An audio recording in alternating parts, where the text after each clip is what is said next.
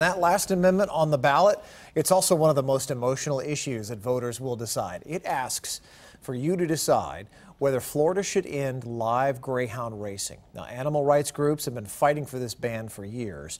The racing industry says a ban would put a lot of people out of work and put 8,000 racing dogs at risk. Fox 13's Evan Axelbank has both sides. There we go. Retired life is good. Come on. Let's go! For a 3-year-old greyhound. And then she just ducks down there and goes into the water. Mary Beth Constante of Tampa is her retirement plan. We get them spayed or neutered, teeth cleaned, microchipped, all that good stuff. This is the previous life Ellie lived in Arkansas. Taking the early, breaking to the inside, it's 5. Doggone it, she wasn't very good at it. She had 30 whole races and won one. Ironically, Ellie's serene life is why Mary Beth is so against a ban on dog racing. There are 12 tracks statewide, including Derby Lane in St. Petersburg. That's 8,000 to 10,000 dogs in the state that will need homes. Where do they go?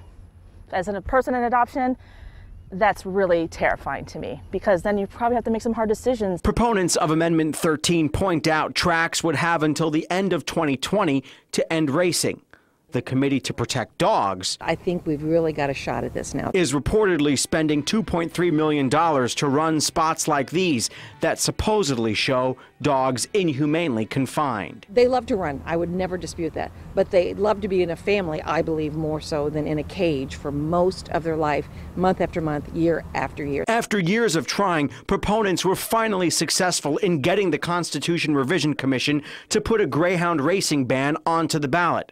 But they are concerned about voter fatigue, that all the high-profile political races and the need to wade through 13 amendments will lead some to leave that part of the ballot blank. It's clutter and it's noise and people just, I don't quite understand it. Despite recent involvement by the NRA, which is insisting that members vote against the ban, those against it insist they're the grassroots effort, because the ban would also carve out an exemption for tracks to keep poker rooms and slot machines open.